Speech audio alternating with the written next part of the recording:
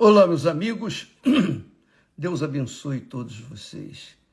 Que o Espírito Santo, o Espírito de Deus, o Espírito que nos dá a fé para tomarmos posse das suas promessas, ele venha sobre todos, para que todos tenham consciência do poder de Deus, o poder do Espírito Santo faz dentro de uma pessoa que ouve e obedece a sua palavra.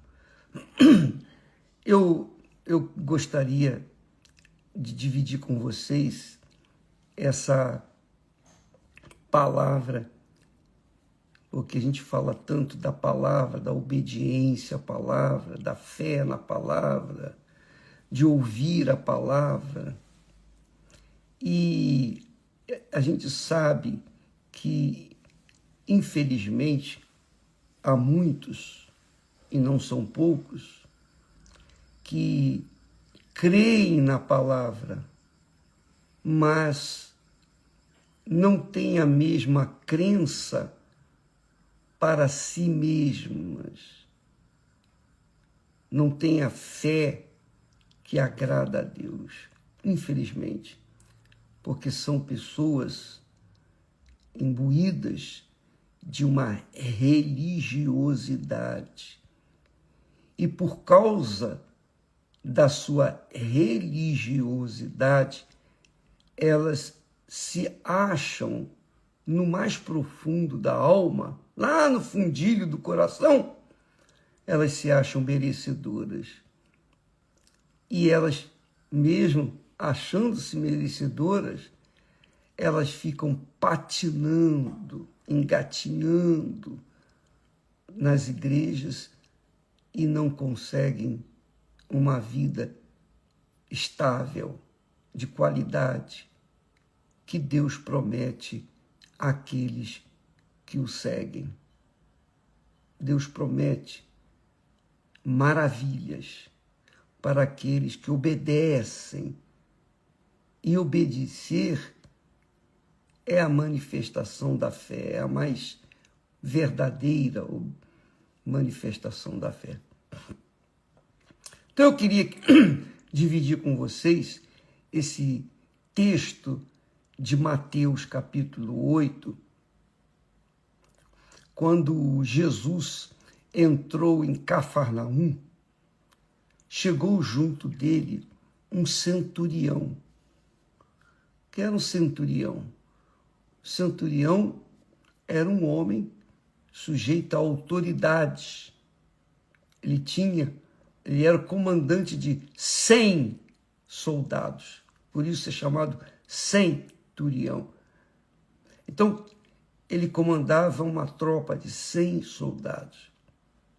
E o que acontece? Ele chegou para Jesus e disse: Senhor, o meu criado jaz em casa, paralítico e violentamente atormentado. E Jesus lhe disse: eu irei e lhe darei saúde. E o centurião, respondendo, disse: Senhor, não sou digno de que entres debaixo do meu telhado, mas dize apenas uma palavra, e o meu criado há de sarar. Pois eu também sou sujeito, sou homem sob autoridade. Eu tenho soldados às minhas ordens. E eu digo a este, vai, e ele vai. Eu digo a outro, vem, e ele vem. E ao meu criado, faze isto, e ele o faz. Quando ele falou assim, Jesus disse, ou melhor, Jesus maravilhou-se. Jesus maravilhou-se ouvindo isso e disse aos que o seguiam: em verdade vos digo que nem mesmo em Israel encontrei tanta fé. Quer dizer, em todo o mundo, nem mesmo em Israel eu encontrei tanta fé. Que maravilha. Quer dizer, Israel, que deveria ser o exemplo para o mundo, porque foi o primeiro a receber a palavra de Deus. Foi o primeiro a ter contato com Deus. Eu diria, foi o primogênito de Deus aqui na terra. O primogênito, o povo primogênito de Deus. Jesus é o primogênito, filho de Deus. O povo de Deus, primogênito era o povo de Israel. Jesus diz assim, nem mesmo em Israel achei fé, encontrei tanta fé. Quer dizer, no mundo inteiro, só em Israel, que deveria ter a fé suficiente, não tinha. E Jesus viu nesse homem, nesse centurião, que havia a fé pela qual ele se maravilhava, Jesus se maravilhava, que é o que Deus quer ver em nós. Ele quer, muito legal, ele está buscando pessoas em que ele possa se maravilhar, se alegrar, porque a fé agrada a Deus.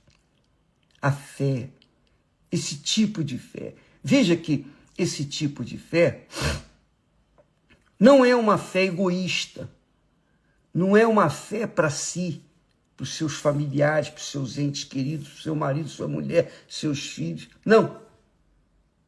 Essa fé que o centurião mostrou era por o seu criado.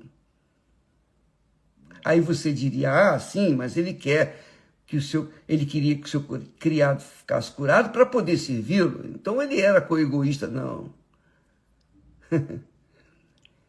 Esse homem, ele não tinha, com certeza, não tinha um só criado, ele tinha vários.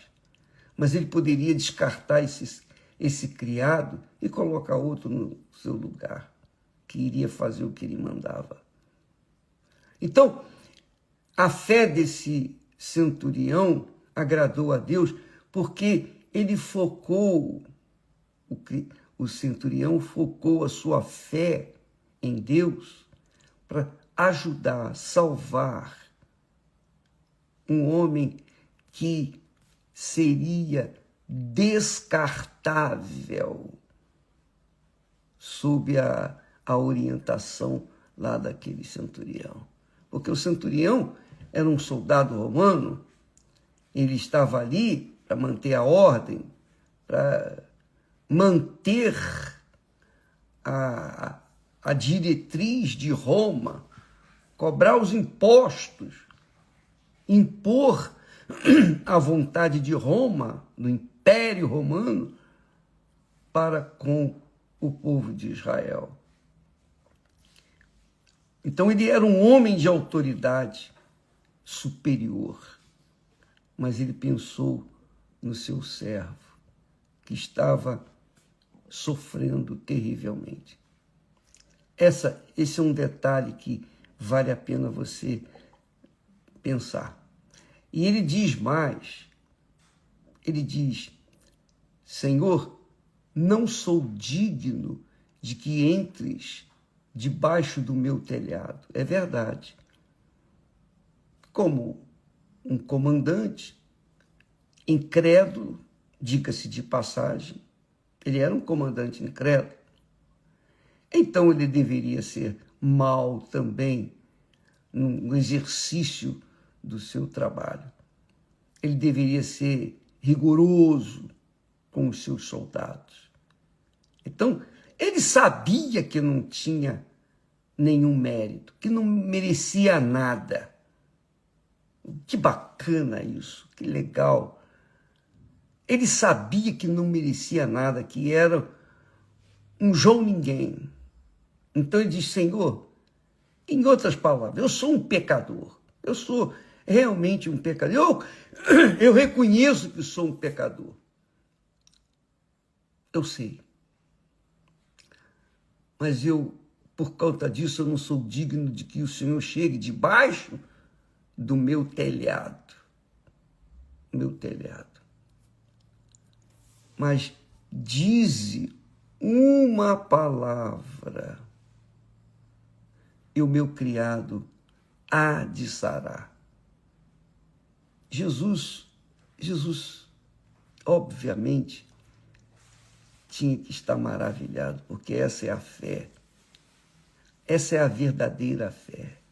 Porque eu sou homem sujeito à autoridade, um homem de autoridade, com autoridade. E eu falo isso, eu falo para os meus soldados, fazem isso, eles fazem aquilo, eles fazem. Eu mando matar, eles matam. Eu mando deixar com vida, eles deixam com vida. Essa é a verdade. Ele era um soldado, ele era um comandante. Para manter a ordem, ele tinha que ser rigoroso. Ora, ele exaltou a autoridade do Senhor Jesus. Ao mesmo tempo que ele se viu pecador, sem mérito diante de nosso Senhor, ele também ele valorizou a autoridade da palavra de quem tem a autoridade, o poder de quem tem a palavra para dizer faz isto, faz aquilo e as coisas acontecem. Você entendeu, minha amiga e meu amigo? Ele reconheceu a autoridade de Jesus. Ele reconheceu a autoridade de Jesus e se viu numa condição semelhante. Porque ele era um homem de autoridade. Ele sabia o que era o poder de uma palavra. O poder de uma palavra. Ele sabia. É claro que Jesus já sabia que esse centurião viria até ele. É claro que Jesus já sabia, tinha discernimento para saber que esse homem iria manifestar essa fé. Mas ele quis deixar registrado esse acontecimento para que nós, seguidores, discípulos do Senhor Jesus, venhamos aprender a fé e não nos deixarmos levar pela religiosidade, pela frequência na igreja. A pessoa, às vezes, é frequente na igreja, ela pensa que ela merece. E a outra que não é frequente na igreja, crê, poxa, eu sou pecadora. E olha só, o pecador teve fé na palavra de Jesus. E o religioso, que a gente vê muito, não tem fé para crer naquilo que Jesus falou. Tem fé para estar na igreja, mas não tem fé para exercitar essa fé na palavra de Deus. Obedecer essa palavra de Deus. Porque quando ele está falando aqui de fé, quando a Bíblia fala de fé, está ligando a fé com a obediência. Da mesma forma como Jesus usou a palavra, porque Deus amou ao mundo de tal maneira que deu o seu Filho unigênito, para que todo o que nele crê não pereça, mas tenha vida eterna. Quer dizer, o amor na palavra de Deus, o amor de Deus está ligado ao verbo dar. Amar é dar. Amar é dar. Foi isso e é isso que eu tenho aprendido. Assim como fé está ligada à obediência. Se não há obediência, não há fé. Então não tem nada a ver de sentir, eu estou sentindo isso, eu sinto fé. Não existe isso. Quem crê, obedece. Quem não crê, não obedece. Essa é a realidade. Fé é uma questão de obediência. Seguir aquilo que está escrito. Por isso Deus fala, a palavra que sair da minha boca não voltará vazia, mas fará o que me apraz. A palavra de Deus significa a autoridade do Todo-Poderoso. Ele enviou a palavra e a terra, que era sem forma e vazia, teve luz, teve vida, e etc, etc. Então, Jesus sabia que esse homem, centurião, esse soldado, comandante, apesar de pecador, ele tinha uma fé inteligente, uma fé que era aplicável à sua vida constante, porque ele dizia para os soldados, façam isso, eles faziam. Então ele disse, eu reconheço em ti que a tua palavra, em outras palavras, Jesus estava, o soldado, o centurião disse para Jesus, olha, eu creio na tua palavra, envia uma palavra e o meu servo será curado. E então, diz aqui Jesus, diz o texto que, e maravilhou-se Jesus ouvindo isso. E disse aos que o seguiam, em verdade vos digo que nem mesmo em Israel encontrei tanta fé. E é isso que Deus busca em cada um de nós. Não é porque eu sou um pregador da palavra de Deus, eu sou um servo de Deus, que automaticamente eu tenho fé, eu estou revestido de fé para fazer tudo o que eu quero, não. Nada disso. Deus me tem dado fé.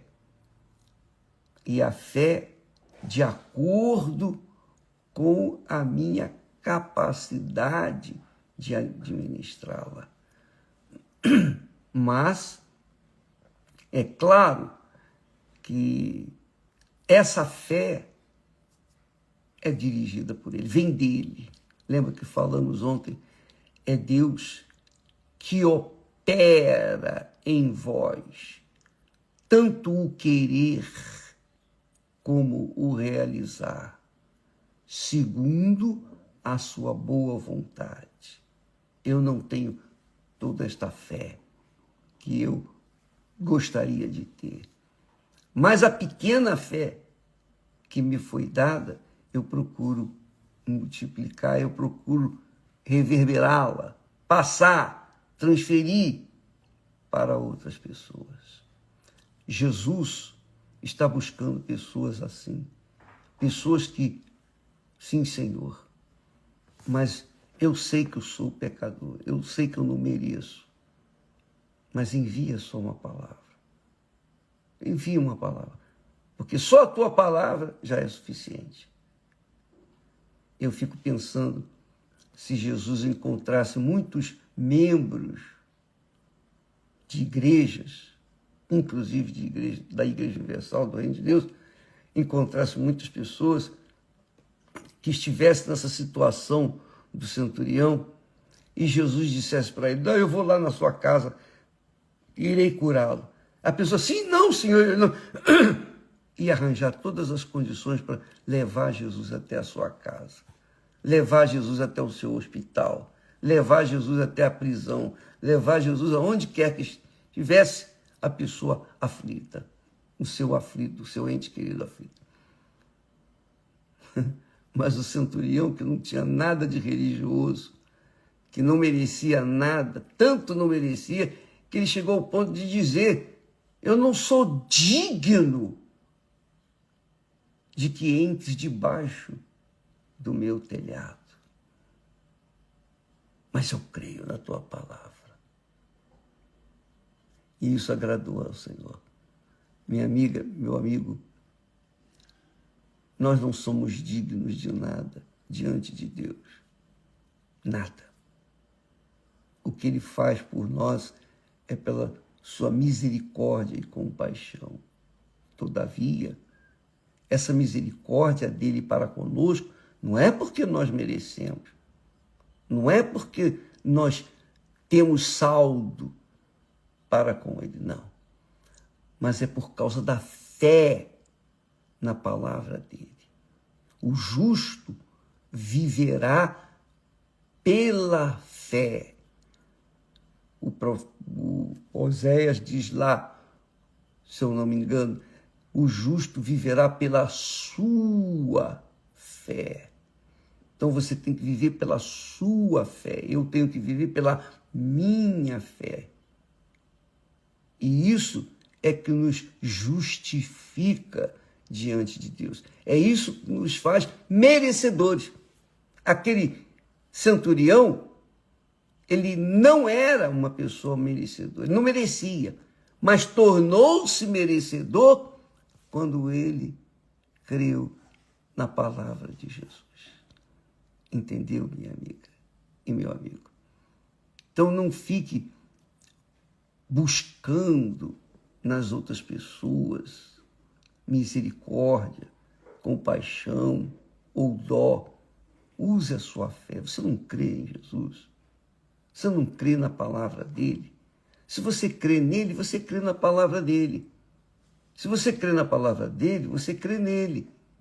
E mais, você crê que ele está vivo. Quando a gente crê em Jesus, a gente crê que ele está vivo. Tão vivo quanto esteve na época que esteve aqui atrás, há 2000 anos atrás. Não importa.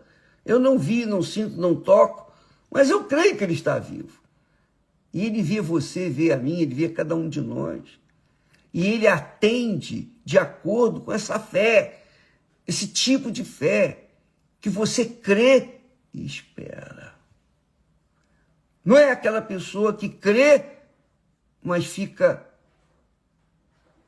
procurando ver ou ver sinais, ou sentir alguma coisa. Não. Quem crê, espera e vai alcançar. Essa é a realidade. Essa é a fé que agrada a Deus.